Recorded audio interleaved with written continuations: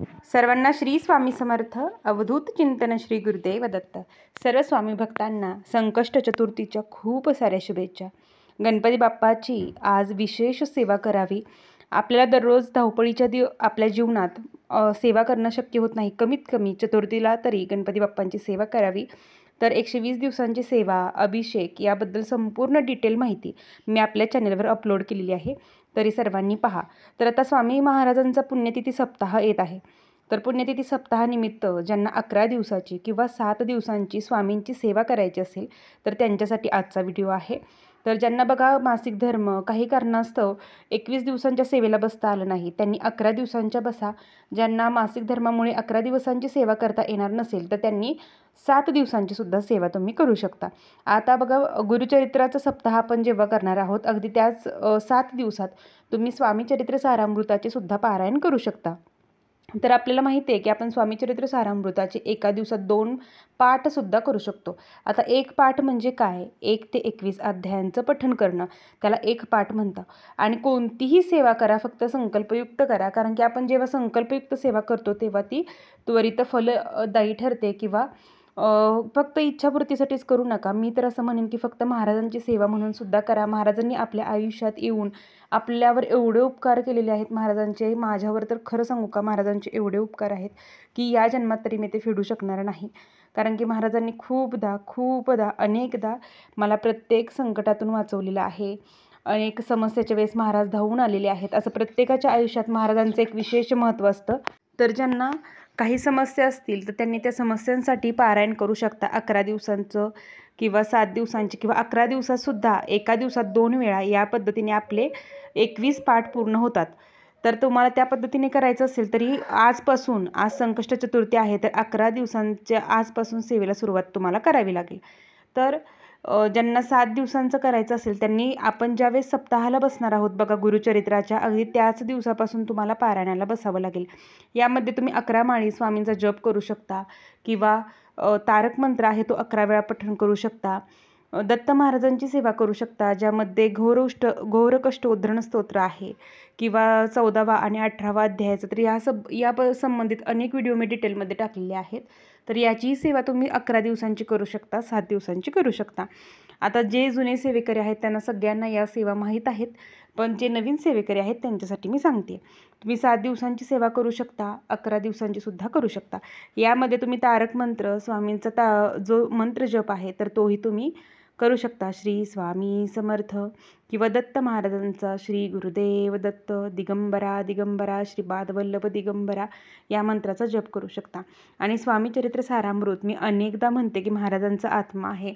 महाराजांनाही माझ्याही खूप जवळचा हा ग्रंथ आहे.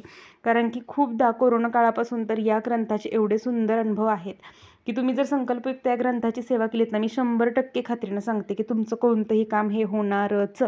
पण तुम्ही तेवढं श्रद्धेने करायला हवं आणि भक्तीने करायला हवं. शेवटी करते करविते महाराज आहेत, देणारे महाराज आहेत, आपण कुणीही नाही. महाराजही आपल्याकडून सेवा करून घेणारे आहेत. सप्ताह काळात प्रहर असेल, याग असेल तर या सेवेंना उपस्थित राहा.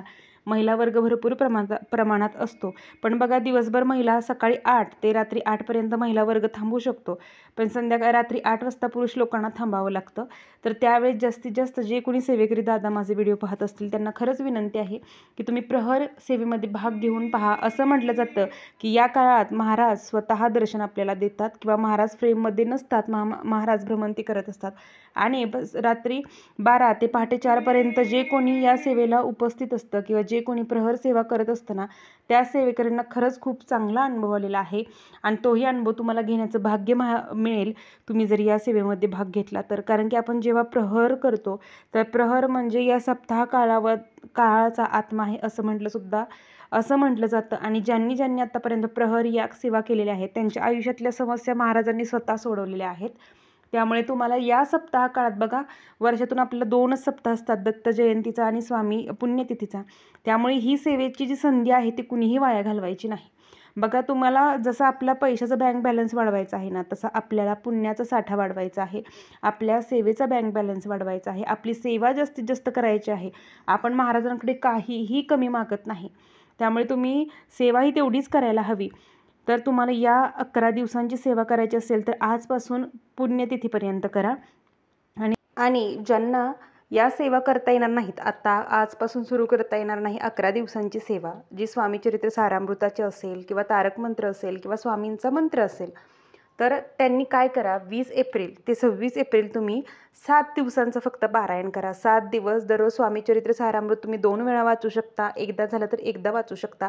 कारण की जे गुरुचरित्राला बसणार आहे त्यांना एवढं वाचनसुद्धा संपूर्ण उरकणार नाही, किंवा हे खूप सगळे सेवा करायच्या म्हटलं की खूप लोड होतं.